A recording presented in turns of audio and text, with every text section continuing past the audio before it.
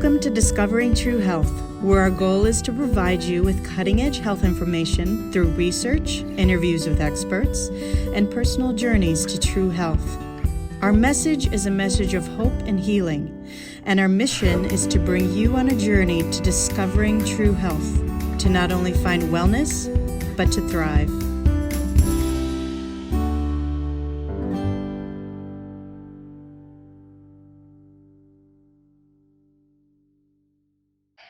Hello, everyone, and welcome to Discovering True Health, your weekly deep dive into health and wellness. Thank you so much for joining us today. Don't forget to hit the subscribe button to stay up to date on all our upcoming shows. You can also check out additional information on our website, Instagram, or Facebook. All those links are below. So today we'll be talking about mental health and self-improvement, specifically when going through pain, suffering, life challenges, and illness. Many of us are going through difficult times right now, maybe dealing with an illness or have a loved one who is chronically ill. And mindset during difficult times or any time is so crucial to living our best possible quality of life and could literally be the difference between survival or not, or thriving or not. So my guest today is Terry Tucker, who has been a cancer warrior for the past 9 years, which included the amputation of his foot in 2018 and leg in 2020. So he is definitely an expert on everything we are discussing today. So throughout Terry's life, he's reinvented himself frequently over his professional career. He was an NCAA Division college basketball player where he played against Michael Jordan in his senior year. He was had a career as a marketing executive at a major corporation, as well as a hospital administrator. And he then became a police officer and worked as a narcotics investigator and a Swat team hostage negotiator. He was a high school basketball coach and more recently a motivational speaker and author. He's author of Sustainable Excellence, 10 Principles to Leading Your Uncommon and Extraordinary Life. So thank you, Terry, so much for joining me today. I'm really excited to have you on. Well, thank you, Christy. I'm looking forward to talking to you. Wonderful. So you have lived an incredible life with multiple successful careers, each very different. Now, looking back on all those career changes and your success, what are some important takeaways that you've learned, and what advice and wisdom can you share with us for choosing our career path or profession? Yeah, if you kind of look at my resume, it looks like I'm sort of all over the place, but there really was kind of a rhyme and reason. My passion, my purpose, my why, whatever you want to call it, I felt was law enforcement. My grandfather, my dad's dad, was a Chicago police officer from 1924 to 1954. So he was in Chicago during Prohibition, when alcohol was outlawed in the United States, in the 1930s during the Great Depression, and when the gangs were shooting up the town, Al Capone and things like that. And he was actually shot in the line of duty with his own gun. And it wasn't a serious injury, he was shot in the ankle. But my dad always remembered the stories that his mom told, my grandmother told, about the knock on the door of, Mrs. Tucker, grab your son, come with us, your husband's been shot. So when I expressed an interest of sort of following my passion, my dad was like, no. You're going to go to college. You're going to major in business. You're going to get a great job. You're going to get out, find somebody to marry, have 2.4 kids, get a house in the suburbs and live happily ever after. And while that's a great thought, that was the life he wanted me to lead. That wasn't the life that I felt I was born to lead. So I had a choice when I graduated from college. My dad and my grandmother, who lived with us at the time, were both dying of different forms of cancer. So I had a choice. Do I do what my father wants me to do? Or do I say, sorry, Dad, I know you're dying, but I have to go follow my dreams? And obviously, I did what my dad wanted me to do. He didn't do what he did out of spite. He did it out of love.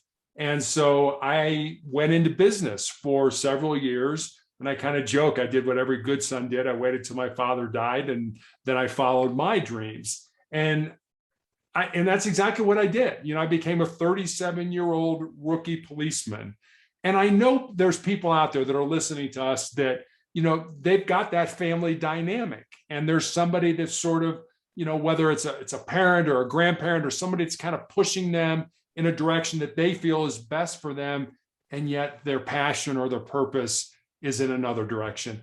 And it's very hard to go up against, especially sort of an elder statesman like that. I mean, you can't tell this from looking at me, but I'm 6'8" tall. My dad was 6'5", 250 pounds. He was an imposing force, and I didn't want to upset him. So I did what I needed to do, but I did it just sort of later in life. So I guess you have to follow your passion. You have to follow what's in your heart, no matter who gets hurt along the way. And I know that's easy for me to say because I didn't do that. I waited, I didn't hurt my father. So I would say that's one thing. Follow your passion, whatever's in your heart. I always tell young people, especially, if there's something in your heart, something in your soul that you want to do, but it scares you, go ahead and do it. Because at the end of your life, the things that you're going to regret are not going to be the things that you did. They're going to be the things that you didn't do. And by then it's going to be too late to go back and do those things. So I guess those would be a couple of things that I would say to kind of answer your question. And, I'm sure there's others if I think about it, but those are the two that come to mind right now. I love that. Yeah, there's a saying that I heard recently: feel the fear and do it anyway. Yeah, fear is, it's there for a reason. There's a great book by the name of the Gift of Fear. It's written by a man named DeBecker, who consults with the Secret Service on how to protect people and things like that. And I remember when I was a policeman, I had a permanent partner, and even if we were going on a noise run, turn down your television set, you're bothering your neighbor. And one of us said, I got a bad feeling. I got a weird feeling, that the hair on the back of my neck stood up. We never dismissed that as, it's just a noise run. We always took that seriously. And, people used to ask me when I was a policeman, were you ever afraid? And I used to tell them, any cop that tells you they're not afraid is either lying to you or they're an idiot, because fear can keep you alive. And for us as in law enforcement, it did many times. Yeah. And you have to listen to your own inner authority, like you were talking about. That's so important across the board and everything. I'm alive today because I did that. So I absolutely agree with that. Now, you were diagnosed with cancer 9 years ago, and you've been fighting that battle ever since. Can you talk us through your journey with that? Sure. So 2012, I was a girls' high school basketball coach in Houston, Texas. And I had a callus that broke open on the bottom of my foot, right below my third toe. And being a coach, you're on your feet a lot. So initially, I didn't think much of it. But after a couple of weeks of it not healing, I went to see a podiatrist, a foot doctor friend of mine. And he took an x-ray and he said, Terry, I think you have a little cyst in there and I can cut it out. And he did. And he showed it to me. It was just a little gelatin sac with some white fat in it, no blood, no dark spots, nothing that gave either one of us any concern. But he sent it off to pathology. And then 2 weeks later, I got a call from him. And as I said, he was a friend.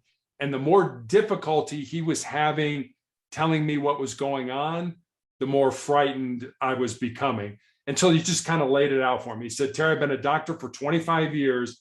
I have never seen this form of cancer. You have a rare form of melanoma, which most of us think of as we're out in the sun too much or something like that. But there's a rarer form of melanoma that appears on the palm of your hands or the bottom of your feet. And just for knowledge, there's even a rarer form that appears in our mucous membrane, so in your nose or your mouth, but it's still melanoma. And he said, I recommend you go to MD Anderson, which is one of the better cancer hospitals in the United States, and to be treated. And I did. And they removed the bottom part of my foot where the tumor had been, and they removed all the lymph nodes in my groin. And when I healed, I was put on a weekly injection of a drug called interferon to help keep the disease from coming back.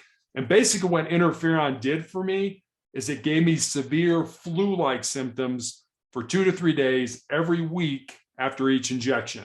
And I took those weekly injections for almost 5 years. So imagine having the flu every week for Wow. 5 years. And that wasn't a cure. That was just to keep the disease from coming back. Like My a doctor used to maintenance. talk Oh, about, yeah, kicking the can down the road. And so after that was 2017, I took the interferon up to then, ended up in the intensive care unit with a fever of 108 degrees because of the toxicity of the drug. So I had to stop it at that point in time. As soon as I stopped it, the cancer came back. That was 2017, 2018. You mentioned I had my left foot amputated. Came back again in 2019. It kind of was just working its way up my leg. And so it ended up in the shin, 2 more surgeries in 19. And then last year, an undiagnosed tumor in my ankle grew large enough that it fractured my tibia, my shin bone. And my only recourse in the middle of the pandemic was to have my left leg amputated above the knee. And I also found out I had tumors in my lungs, and I'm being treated for those tumors right now. So that's pretty much been my 9-year odyssey through cancer. wow. It's incredible. I mean, that's definitely the definition of being a cancer warrior. And we were talking briefly before the show. It's ups and downs, you think you're holding it off, and then, it's just a lot. It's tough. It's a battle, Now we're talking about, you've been through several medications, treatments, and trials. What advice do you have for those maybe just beginning their battle with cancer, as far as medications, treatments, mindset? Yeah, I think a couple things. We're all going to experience pain in our life. And it doesn't have to be, cancer pain or a chronic illness or anything like that. It could be as simple as you flunk a test at school, or you break up with your boyfriend or your girlfriend, or you don't get the promotion at work that you think you deserve. Pain is inevitable in our lives. Suffering, on the other hand, suffering's optional. Suffering's what you do with that pain. Do you take it and use it to make you a stronger and more determined individual? Or do you wallow in it and want people to feel sorry for you and feel sorry for yourself? Now, I mean, you're looking at me right now. There's no S on my chest, and I don't have a cape. So I'm a human being. I have bad days. There are days when I cry. There are days when I get down. There are days I feel sorry for myself. I just don't let myself stay in that ugliness, that gloom and doom for any length of time, because it serves no purpose. It's not productive in any way, shape, or form. So I think that would be one thing I would advise. I would also, and I've seen this, and this just isn't me. Now, I don't know if some people can't live any other way, but I've seen people who have taken their disease. Okay, I've got cancer, and they just turn everything over to a doctor. And they're like, whatever you say, that's what I'm going to do. And I do that to a point, but I also want to be involved in my own healthcare. I want to, research things. There have been a couple things. It was early on, it was suggested that I try high dose vitamin C as a way of kind of rejuvenating my body. And I'm very lucky. I have access to an oncology pharmacist. So when I did that, I went to her and I said, Christina, what do I do? I want to do this. Can I do this? And she said, you can. She said, but the problem with vitamin C is it's going to counteract the medication that we're giving you. So it really doesn't make a lot of sense for you to do it, given the medication we're giving. Okay, I get that. A couple months ago, I read an article about some doctors over in Portugal who were using DHA, which is a fish oil that is supposedly very good for your heart, but had some success in cancer, as the DHA was absorbed by the cancer cells. It was almost like a Trojan horse where they would destroy the cells. So I go to Christina and I'm like, hey, I'd like to take DHA. And she was like, well, you have an issue with bleeding. You're on a blood thinner because of a blood clot I had in my lung. So I would not recommend that because DHA promotes bleeding. So, okay, here she shot down 2 things that I wanted to do. But again, that's science. There's reasons why that happened. So I would suggest to people, get out there and read stuff, see what's going on in the literature for your particular type of cancer. And then ask your doctor, ask your oncology pharmacist, ask whoever is involved what you think. Hey, I'd like to do this. What do you think about that? And make them give you an answer. Don't make them say like, no, I don't think so. Well, why not? And the why word is great. My doctor, I'm sure, is getting ready to hit me over the head with a 2x4 because I asked so many questions. But I want my life to be based on the decisions that I made, not on the decisions that I didn't make or that other people made for me. So I would suggest getting out there and figuring out what works for you. And what works for you may not work for me. So don't think that, again, take what people tell you. Hey, this worked for me, and see what your doctor says. And if you want to try it, and you can try it, see if it works for you. If it doesn't, then move on to something else. Absolutely. I love that. And that's one of the premise of this show is, you need to be in control of your own health. You need to ask questions. You need to do your own research, and listening to people like you that have gone through something and might have some sort of, advice that somebody going through the same thing could, look into for themselves. I mean, there's so much information out there, and it's really, really important. I love that you said that. Now, this has not only been a physical battle, but also emotional and mental. What has your emotional journey been like from the beginning of your journey in battle until now with cancer? So when I initially found out that I had this disease, as I mentioned earlier, my dad was dying of cancer when I graduated from college, and he was of the generation where men didn't go to doctors. And when he was diagnosed in the 1980s with end-stage breast cancer. And back then they didn't know what to do with men who had breast cancer. So they pretty much were throwing stuff at the wall just to see what would stick. And he lived another 3.5 years. So there were a couple things I took away from his illness. One was the importance of having a purpose in our life, especially when we're going through something like cancer. I mean, you can't just lay in bed all day and, think about the disease and what's going on in your life and how bad you feel and all that kind of stuff. You have to have a purpose. And my dad was in real estate, and he worked up till 2 weeks before he died. And if you think about it, they sent him home, go home and die. And he lived 3.5 years. And I believe he lived 3.5 years because he had that purpose. Had he not had that purpose, I think he would have died much sooner. The other thing that I took away, from his illness was I promised myself that I would, go to the doctor every year for a physical, have all the tests that the doctors recommended. I'd always been an athlete, so I'd been active. I would eat right. I wouldn't abuse alcohol and drugs. And I did all that. And yet I still got this very rare form of cancer. And, people have asked me, who do you blame for this? And that question kind of bothers me. I've even had people say, do you blame God? I'm like, no, I don't think God got up on a Tuesday morning and looked at his to-do list and said, Terry Tucker, cancer. No, I don't think that at all. And I don't think we should look to blame things. I mean, we're great as a society when, we come up against we don't make it, we're not successful at it. We want to blame somebody. You want to blame our mom and dad, or we want to blame our teachers or our boss or our status in life. Forget about blaming people. You know what? These were the cards that I was dealt, and I needed to play them. But I certainly went through the gambit of emotions. All the emotions that you go through during grief. I was down, I was depressed, I was mad, I bargained with God, I did all that, and then I realized, you know what?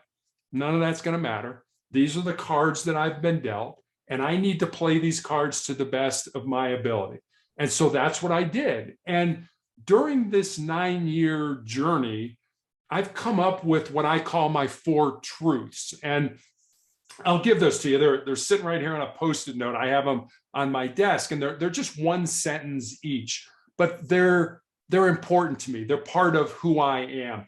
So the first one is you need to control your mind, or your mind is going to control you. The second one is we need to embrace the pain and the difficulty that we're all going to experience in life, and use that to make us a stronger and more determined individual. The third one is more of a, I guess for lack of a better word, a legacy truth that I think it's important to look at the end game in our lives, no matter where we are, young, middle-aged, old, whatever. And the third one is this: what we leave behind is what we weave in the hearts of other people. And then the fourth one is pretty self-explanatory. As long as you don't quit, you can never be defeated. And so I use those truths in helping me, make decisions, whether it's about treatment or things to get involved in and stuff like that, because they're part of who I am. And I think they've gotten me to this point along my journey. Oh, so powerful. And I know in your book, I read the chapter about you talking about your father and him going to work during cancer and your involvement with that. You would go and you'd, do everything you did and bring him to work and bring him home. And it's incredible story. And it's funny because I remember, my mom and dad, I have two brothers. We were all in athletics. One was a pitcher for the University of Notre Dame baseball team. The other one was drafted by the Cleveland Cavaliers in the National Basketball Association. So I have no sisters. I mean, we're three jocks and my dad, and, yet mom controlled everything that was going on. And, I hate it when you get old because I just totally lost my train of thought. Ask me that question one more time, will you please? I apologize. No worries. Oh no, we were just talking about your father, and how you would take, your routine with taking your father, you take your lunch break and you get your father and you drive him to work and you take him. I mean, it was incredible. Yeah. And now I remember what I was going to say. There was a point where I would help. My dad got so weak that I would have to help him, get showered and get dressed and get into his pajamas and things like that. And one night I was drying what little hair he had left because of his chemotherapy treatments. And he kind of reached out his hand to me like he wanted to shake hands. And I was kind of like, well, this is kind of weird. And so I shook hands with him, and in the palm of his hand was $100 bill. And I had my own job. I didn't need money or anything like that. And, and I kind of looked at him and I'm like, what's this for? And he's like, well, that's for, helping me out and taking care of me. And I threw it back at him, and I'm like, you know what? You make me feel like a prostitute. It was like everything you and mom did. Get hired help. Yeah, exactly. For my brothers and I mean, you constantly divided and conquered. This boy has a practice over here and this boy has a game over here. So you constantly helped us, and you got us to college. All three of us have college degrees. All three of us have master's degrees. All three of us I don't work anymore, but we all had good jobs. And it was like, how could you possibly think that we wouldn't reciprocate with you at a point in time when you need us the most? I mean, that was one thing my mom and dad taught us, was the importance of family. And sometimes I talk about the 3 F's, which have also gotten me through cancer, which are faith, family, and friends. Yeah. Sorry, go ahead. That was pretty much, the importance of being part of something bigger than yourself, which was our family. And, I remember when I was working and my dad was sick, my youngest brother was still in high school. And one night after work, I said to my brother had a game, and I said to my dad, I haven't worked out in a few days. I'm going to go work out after work instead of going to my brother's game. And my dad looked at me and he's like, no, you're not. And I'm like 25 years old. I have my own job. I'm like, yeah, I'm going to go work out, Dad. No, you're not. Your brother needs you there to support him. And so you're going to go to his game. And of course I went to his game, because that's what we were about. We were about family. We were about caring about each other and loving each other and supporting each other. So, my little selfish, I got to go work out. I mean, I could have gone and worked out the next day instead of that day, but I was sort of, trying to get a little bit of independence, and my dad pretty much put me in my place. So I'm kind of glad that he did. Core values are so important. And, I love your 4 truths and how you talk about focusing on the healthy aspects of being sick. I mean, that's amazing. Well, I mean, we all have a choice, and so much of our life is about the choices that we make. And I made a decision very early on when I got cancer that I was not going to take this out on, a doctor or a nurse or a therapist or somebody that was trying to help me. And so I've always tried to be as positive as I could. I ask a lot of questions. I want to be involved in my healthcare, but I'm not, just because I'm having a bad day doesn't mean I need to take that out on somebody that's trying to help me have a better day. Absolutely. Now, let's talk a bit about your book. So your book outlines 10 principles for sustainable excellence. Can you give us a brief overview of what the 10 principles are, and we'll get into a couple details? Sure. So I guess maybe let me back up a little bit and tell you kind of how the book came about. It was really born out of two conversations I had. One was with a former player that I had coached that had moved to Colorado with her fiance, and my wife and I had dinner with them a couple times. And I remember saying to her, I'm really excited you're living close and I can watch you find and live your purpose. And she got real quiet for a while, and she kind of looked at me and she was like, well, Coach, what do you think my purpose is? I said, I have no idea what your purpose is, but that's what your life should be about. Finding the reason you were put on the face of this earth. And then once you find that reason, living it. So that was one conversation. And then I had a young man who reached out to me he was in college, and he wanted to know what I thought were the most important things that he should learn to not just be successful in his job or in business, but also in life in general. And I didn't want to give him the, get up early, work hard, help others. Not that those aren't important. They are incredibly important, but I wanted to see if I could maybe go a little deeper with him. So I thought about it for a while, wrote some notes, and then I had these 10 thoughts, these 10 ideas, these 10 principles, and I sent them to him and sort of stepped back. And I was like, I've got a life story that fits under this principle, or I know somebody whose life story emulates that principle. So literally between the time I had my leg amputated in April of 2020, the time I started the chemo for the tumors in my lungs in June of 2020, I sat down at the computer while I was healing every day, and I built stories underneath each of the principles to kind of outline, it's one thing to have a principle. It's another thing to be able to show people how that principle actually interacts with you and can be applied to your life. And so I just built stories underneath each of the principles. And that's how the book came about. And it's fun for me as an author when people read the book, because each chapter is a principle. And there's always one that resonates with whoever the reader is, and the principles are not in any order. 2 is not any more important than 7.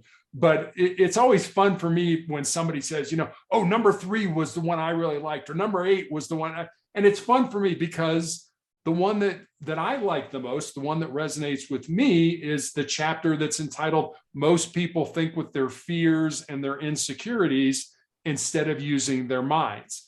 And I think it resonates with me because I've done it. And maybe all of us have done it at one point in our life. So that's one that I really think is important. Not that they're not all important, but that one that I think is something we all do. And we don't make good decisions based on, fear or anxiety.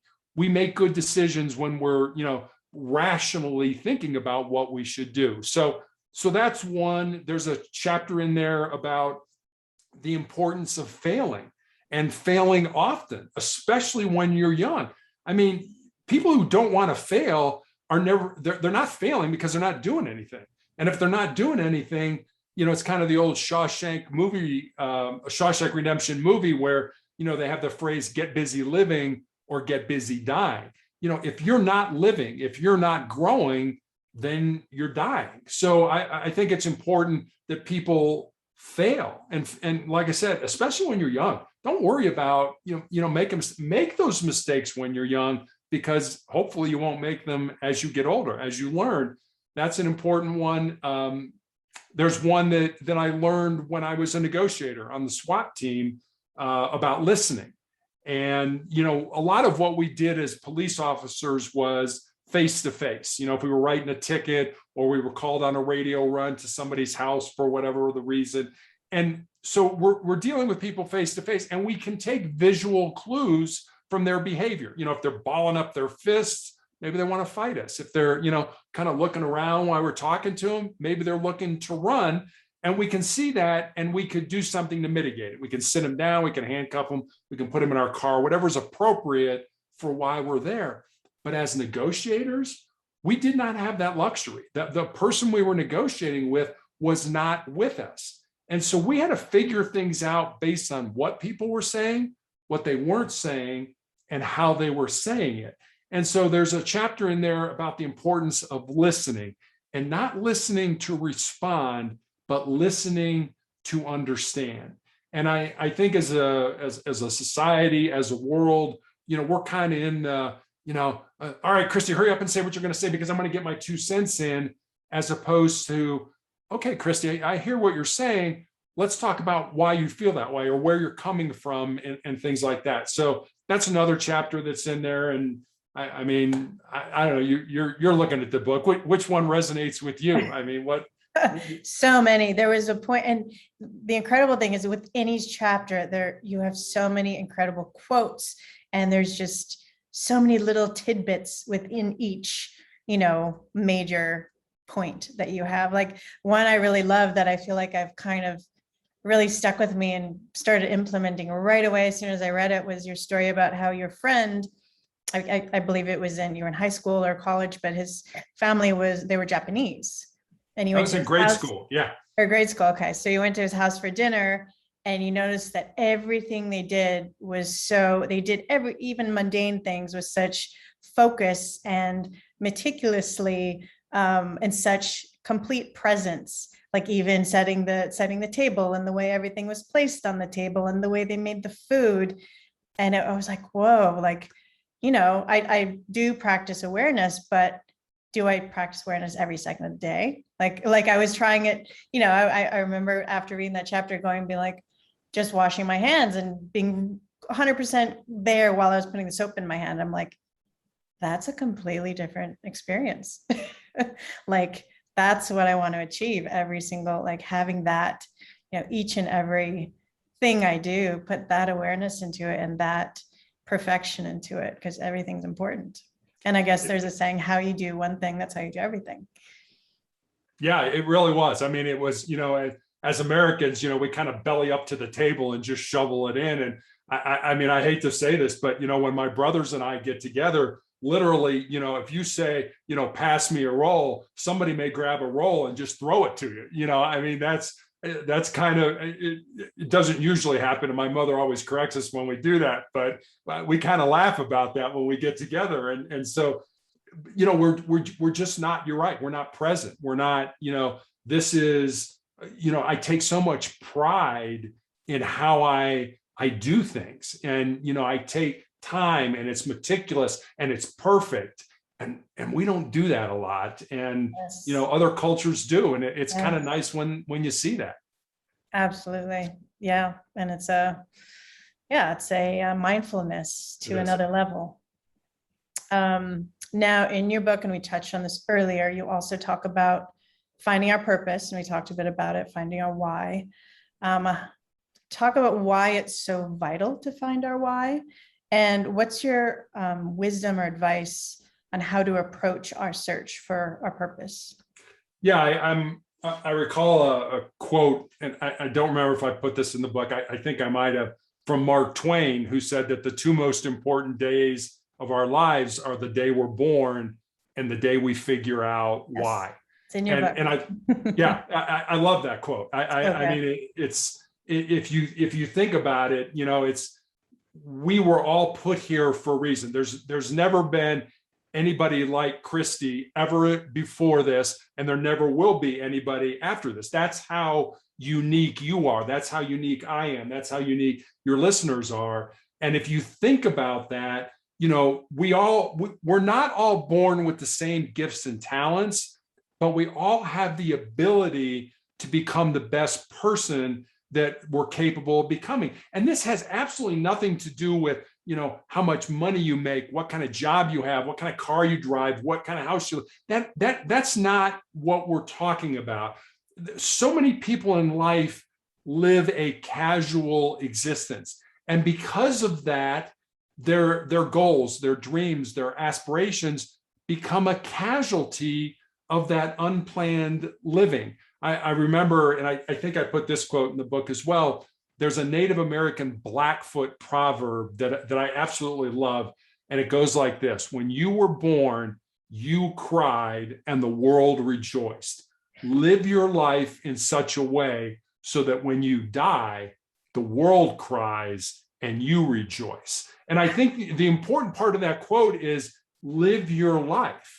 Live your life in such a way so that you can, people cry for you that you're not here anymore, and you rejoice because of the way you've lived your life, the experiences you've had, the people you've touched.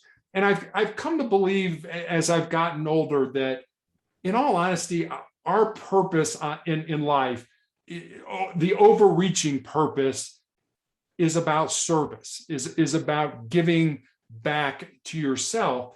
And I think it's important, for all of us to find the reason we were put on the face of this earth. And the story I told you about, the impetus for the book with the story of my player, that kind of went on, that conversation went on a little more. And I don't think I talk about that in the book, but she asked me, she's like, well, how do I know when will it happen? And I'm like, I don't know when it will happen. But I told her the story of Colonel Sanders, who founded Kentucky Fried Chicken. And I said, he didn't found that business until he was in his 60s, until after he retired. So I don't know if that was his purpose in life. I'm going to assume that it was. But can you imagine if, when he was in his 30s, he was like, nah, you know what? I'm good here. I'm not going to stretch. I'm not going to reach. I'm not going to get outside my comfort zones. We would have never had Kentucky Fried Chicken. And that's just an example that everybody knows, about. Most people know about Kentucky Fried Chicken. But what is our purpose? And I've seen a lot of people, fortunately or unfortunately, I've seen a lot of people die, in my years in law enforcement and my years as a cancer warrior. And this is a huge generalization, but the people who die what you and I would probably call happy or peaceful deaths seem to be the people that found their purpose in life and they lived it. Whereas the people who, go kicking and screaming, I want another day, I want another month, I want another year. Those are the people that never seem to have done anything with their lives. They never saw the reason to find their uncommon and extraordinary purpose. And then they get to their end of their life and they're like, wait a minute, I never did anything with my life. And that's such a tragedy. I think I put this in the book. They say some of the most valuable real estate in the world are our cemeteries, because they're areas rich in businesses never started, relationships never pursued, dreams never realized. So again, it kind of goes back to what we were talking earlier. Fear is a great motivator. And if you spend your whole life afraid, if you spend, like the chapter in my book, thinking with your fears and your insecurities, you're never going to find your purpose. You have to get out there. You have to do things that scare you. And I would recommend that every day of your life, you do something that scares you. You do something that makes you uncomfortable, because that will do nothing for you other than make you stronger. It will make you grow. It will make you stretch. And when you get to the points in your life where that's important, you'll already be able to do that. And I guess it's like a feedback loop. I think you mentioned that in your book, where you do something that really scares you, you accomplish it, and then that your self-esteem goes up, your confidence goes up, and you're like, oh, I did it. I got to the other side of the fear. And they're like, hey, what's next? What's the next hurdle? What's the next fear I can overcome? Absolutely. Yeah, it's incredible. Now you talk about something else in your book that I really loved, that really resonated with me. I thought was so powerful. You talk about the 40% rule. So can you tell us what that is and how it's helped you in your life? Yeah. So I guess I'm going to tell you another story before I tell you about the 40% rule, because these two stories kind of dovetail with each other. Back in the 1950s, there was a professor at Johns Hopkins University, and he did an experiment where he took rats and he put them in a tank of water that was over their head. And he wanted to see how long the rats would tread water before they would sink and drown. And the average rat did it for about 15 minutes. And right before they were getting ready to go underneath, he reached in and he grabbed them and he pulled them out. He dried them off. He let them rest for a while. And then he put them back in that same tank of water. And the second time around, on average, those rats treaded water for 60 hours. Now think about that. The first time, rats, 15 minutes. That's all I can do. I'm going to drown. Boom, I go under 15 minutes. Pulls you out, puts you in the second time, 60 hours. And that tells me two things, and that kind of dovetails with the 40% rule. One, the importance of hope in our lives. We have to feel that there's something, we're striving for, that there's something better on the other side of what we're dealing with.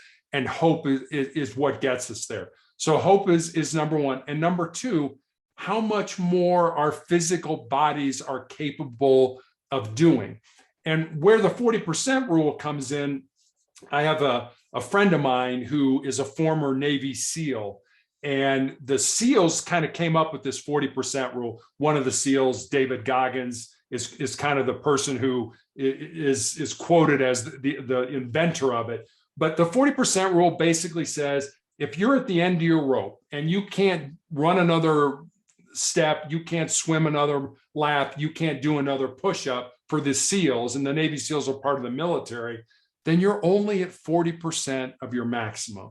And you still have another 60% to give to yourself. And whenever I'm feeling down, whenever I'm thinking, today's a tough day, I don't think I can do it, I always remember those two stories. I didn't put the story about the rats in the book, but I did put the 40% rule in there because I want people to realize that your physical body is capable of so much more than you ever thought it was capable of doing. And the obstacles that get put in our way are usually the obstacles that we put in our way because I don't think I can do that. And I've had so many people, and this drives me crazy. I've had so many people come up to me and say, Terry, I could never do what you did. I could never go through with what you go through. And my response is kind of cruel because I know they mean well, but my response is, yeah, you're right. Because you've already decided that you can't do this. Why would you go into something? I always think, back to college, people go out and party the night before a big test. What do they always say when they walk into the test? Oh man, partied too much last night. I'm not going to do good on this test. Why would you say that to yourself? Even if you did, you partied last night, why wouldn't you at least go into the test and say, you know what? I paid attention pretty much during the time I was in class. I'm going to do great on this test. Why would you already tell yourself, I'm going to flunk it, I'm going to blow it? No, tell yourself, I wouldn't even take the test if that were the case. I'd be like, you know what, I'm already going to blow it. Why not just, keep drinking at the bar? No, whatever you're going to undertake, don't tell yourself you can't do it. Because whatever you think, whatever you believe, it's kind of like that old saying, whatever you see is what you want to see. Whatever you think, whatever happens is what you think. If you think something good's going to happen, 9 times out of 10, something good's going to happen. If you think something bad's going to happen, 9 times out of 10, something bad's going to happen. You're going to get what you project out into the universe. So project something positive, project something good, and 9 times out of 10, you're going to get that, whether you deserve it or not. Absolutely. And, listening to you, it's about really self-mastery, being in control of your mental capacities, your emotional capacities, because those are just tools, right. And there was a saying that I've studied self-mastery for quite a few years. And my teacher told me from the very beginning, the mind is a great tool and a terrible leader. Yeah. And I remember, basketball was always a big part of our family. And Bobby Knight was a great basketball coach at Indiana. And he had a saying, he said, mental is to physical as 4 is to 1. And, he's teaching basketball, but what he's telling you is your mind is so much more important than the physical part of what I'm teaching you. Absolutely. Yes. That's amazing. Now you touched a bit about your principle number 2, which is talking about fears and insecurity. And I really love that chapter as well. Can you talk a bit more, maybe give us a few points of your wisdom that we can all implement around fear, dealing with fears and insecurity and getting through them? I think you mentioned it earlier about, we have to face our fears. And when we face one fear, then it gives us the courage to go to another fear, to tackle something that's also challenging for us. And I think that's the most important part of that chapter. When our daughter was growing up, there were many times when, something bad would happen, not something, that put her in danger, physical danger or anything like that, but something would happen. And I remember kind of like looking at it like, good. All right, let's see how you handle this. And our daughter got my height and was recruited to play basketball and made the decision to go to the Air Force Academy and play there. And I told her after she did that, I said, okay, now you've got to call these coaches and tell them that you've made your decision. You're going to go to another school other than theirs. And she's like, I'll just send them a text. And I'm like, no, you won't. You're not going to send them a text. This whole process has been about forming relationships. You're not going to end this relationship in a text. You're going to pick up the phone and you're going to call. And she got real quiet. I don't know how to do that. And we literally had to role play how, this was going to go. And there were some coaches from smaller schools that weren't academically as good, and the basketball wasn't as high a level as she was going to get at the academy, that kind of yelled at her. And, I kind of stepped back and I'm like, oh, that's good. They're yelling, and so when that call was done, she was like, he yelled at me. I'm like, okay, what did you learn from that? What did you take away from what he did? I don't know, Dad. What do you think? I said, do you think he had your best interest in mind? Or do you think he was using you for what physical skills you had to make his basketball team better? And he didn't really care about you as a person. Oh, yeah. I never thought about that. So that was a real important lesson. When I was coaching, I'll never forget this. This is the power of fear, I think, really kind of is demonstrated in this story. So when I was coaching one day during a game, and I turned to one of the players on the bench and I said, pointed at her and I said, go in for so-and-so. And I turned back around to continue to coach. And I looked over at the scorer's table and there wasn't anybody there. And so I turned back around to the player and I pointed at her again and I said, get in the game for so-and-so. And she started shaking me off like a pitcher does, in baseball when he doesn't like the sign, the catcher. She's like, no. I'm like, what? I mean, we're in the middle of a game. And so finally I'm like, come here. And I got her to stand next to me and I'm like, what's the problem? We need you in the game. We need you to give this person a sub. And I looked over and she had tears running down her cheeks. And I'm like, okay, what's going on? Why don't you want to go in the game? She said, I'm afraid I'm going to make a mistake and my friends in the stands are going to make fun of me. And I said, okay. I said a couple things. One, there are no uniform wearers on this team. You just don't get to put the uniform on and sit in the bench. You come to practice every day. You work hard. You deserve to play in this game. Number one. Number two, yeah, you're thinking about your friends right now. What about your teammates? What about the people that you're here with that are relying on you to go in there and give somebody a break and just do the best you can? I know you're going to make mistakes. I mean, that's what the game is about. Who makes the fewest mistakes usually wins. You're going to make mistakes. That's okay. But just get in there and do that and do your thing. Do what we ask you to do and support your teammates. And eventually I got her to go into the game.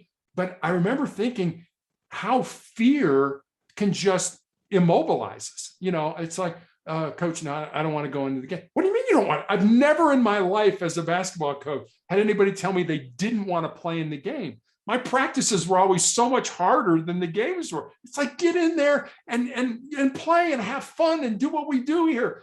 And no, fear was such a paralyzer for this player that she couldn't get into the game because she couldn't get out of her own head. And that was a pretty important lesson for her to learn at a fairly young age.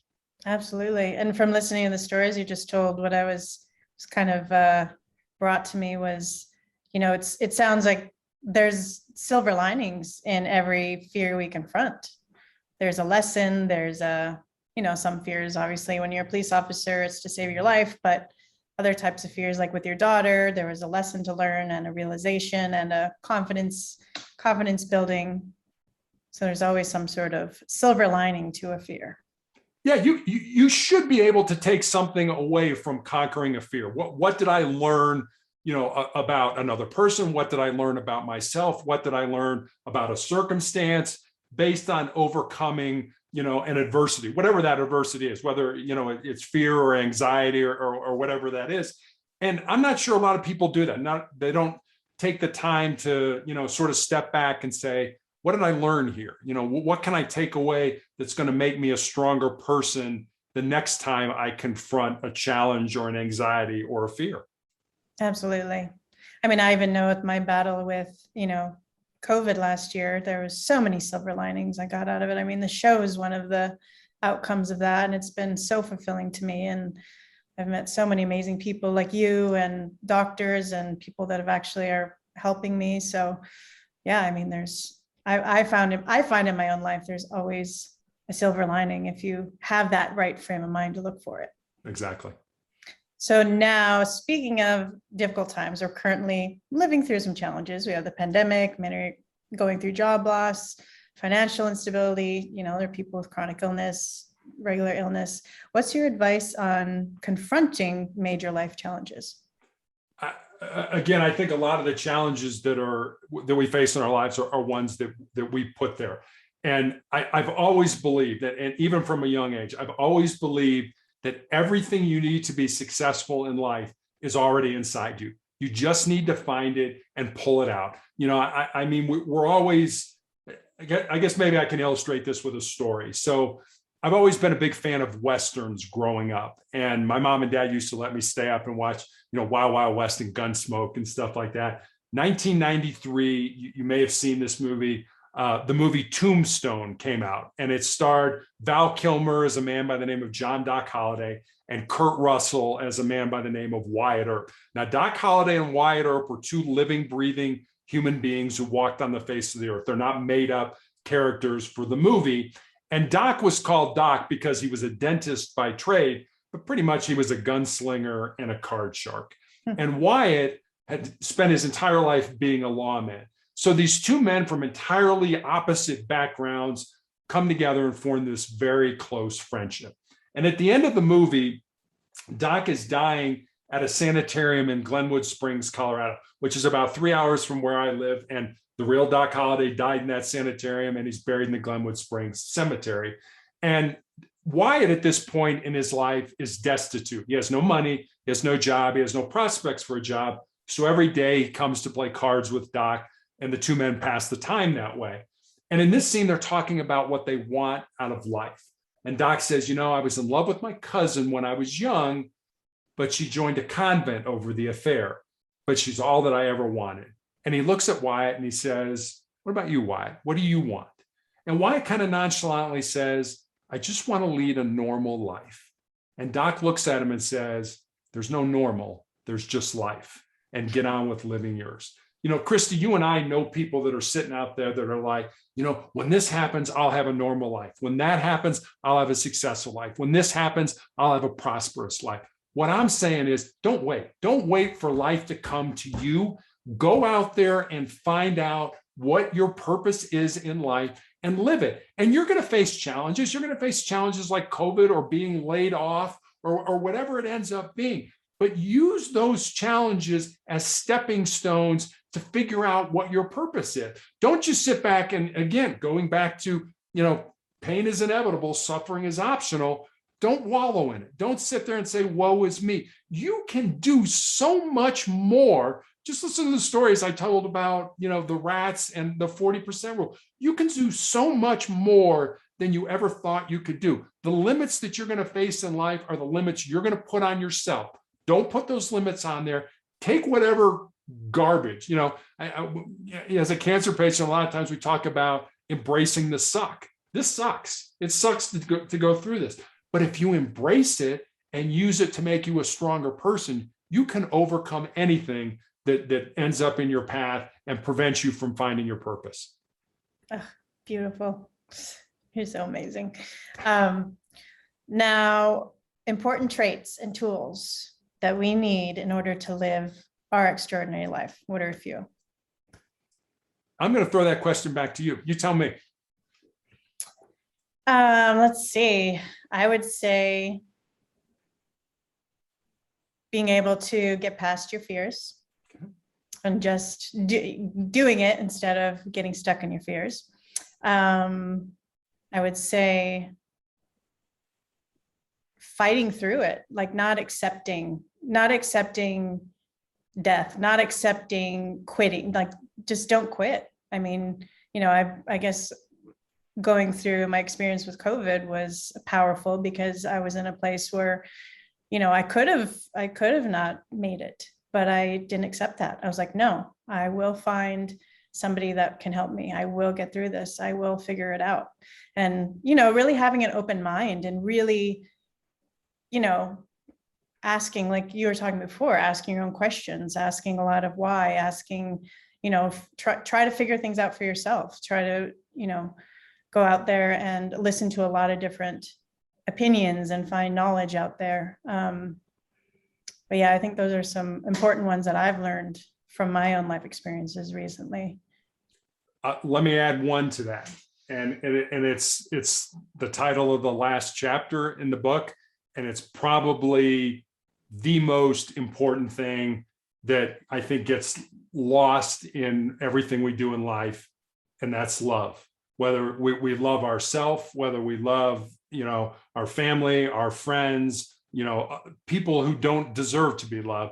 I remember I was a big fan of a basketball coach when I was growing up in the 1970s and 80s by the name of John Wooden, who coached at UCLA and won all kinds of championships. And I remember one day listening to an interview that he did. And this was one of the most successful coaches of all time. And I was ready, I was kind of on pins and needles. It's like, all right, coach, give me some good advice. Give me some good, X's and O's, things I can learn to be a better basketball player. And the interviewer asked him, what's the most important thing that you teach? What's the most important thing that you want your players to know and to understand? And I'm on the edge of my seat. I'm like, all right, coach, come on, give me something good. And he said, I'm going to give you one word. And he said, that word is love. And I was like, what? Love? No, I want something. No. But as I've gotten older and I've learned, it is the most important thing. It's the most important thing we do for ourselves. It's the most important thing that we do for other people. So I would tell people not to lose sight of that. And I'll add this. I recently read a really great book called Legacy. It's written by a man by the name of Kerr, and it's about the New Zealand national rugby team. Now, I don't know anything about rugby, and they're called the All Blacks because their uniform is black, their shirts and their pants and their shorts, and they are most likely the most successful sports franchise in any sport in any country of all times. And I'm reading this book looking for, you would think that when they have an opening on their team, because they're so successful, that they would bring somebody on based on their technical competence. How good are you at, and again, I know nothing about rugby, but how good are you at whatever position we're bringing you on for? But that's not what they hire. They hire for two things. And I think these are important in all our lives. Number one is character. They hire for character. They want people of good character. And number two, they hire for humility. You don't have to have all the answers. The way they look at it is, you don't have to have all the answers, but us together as a team, we will figure out the answer. We will come together and figure out the answer. So character and humility, I think, are incredibly important traits that we all should strive to possess and to be the best we can in both of those areas. Absolutely. Now you have a blog. It's called motivationalcheck.com. And I'll post a link to that. Can you tell us what we can all find on your blog and on your website? Yeah, the blog is when I was looking, people asked, where did motivational check come from? So when I was in the police academy, the defensive tactics instructor, great guy. I mean, he put us through the ringer, but motivational check was a phrase that anybody could yell out at any time, if they were having a bad day, if they, it's like, gosh, I can't get through this. Things are tough and stuff like that. And we would respond as a class with our class number. We were the 84th recruit class in Cincinnati. So I was looking for something to call this blog, and every day I put up a thought for the day, and with that thought usually comes a question that relates to the thought of here's something to think about based on that thought for the day in your own life. And then on Mondays I put up the Monday morning motivational message, which is usually a story or video that delves a little bit deeper into inspiration or motivation and things like that. And I realize people's time is at a premium. And so the stories and the videos are short. They're probably not going to be more than 5 to 8 minutes. Get a quick hit of inspiration, and then get on with your day. So that's really what you're going to find at motivationalcheck.com. You can also get to my social media links. There's access to get to my book on Amazon. You can leave me a note or a message, which people often do, and stuff like that. All my podcasts that I've been a guest on are there. I have recommendations for books to read, videos to watch, and things like that. So that's kind of everything that you're going to find on motivationalcheck.com. Awesome. And I will link all that below, so it'll be easy to find for everybody. Well, thank you so much for joining us today and sharing your wisdom and life experiences. And, your book is such an inspiration. I really have enjoyed reading your book. It will probably be close by at all times. I'll probably grab it and turn to a page that I have folded. And I'll post a link to that below. Before we wrap it up, do you have any final words for those of us who are striving to achieve our uncommon extraordinary life? I'll leave you with, I guess, this challenge. For the next 30 days, everybody you come in contact with, imagine that they're going to be dead tomorrow.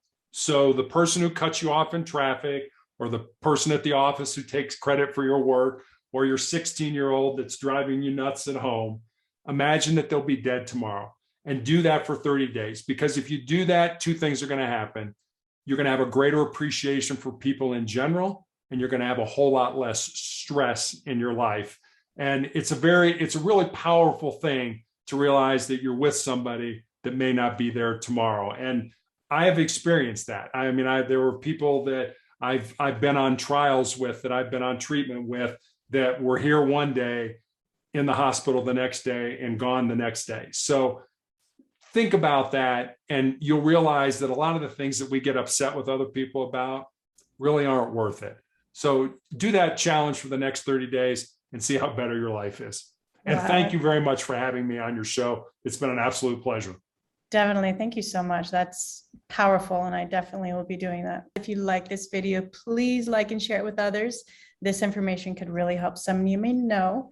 And remember, knowledge is power. The more you understand about your body, the better you're able to stay healthy and prevent disease. And just a reminder, I'm not your doctor.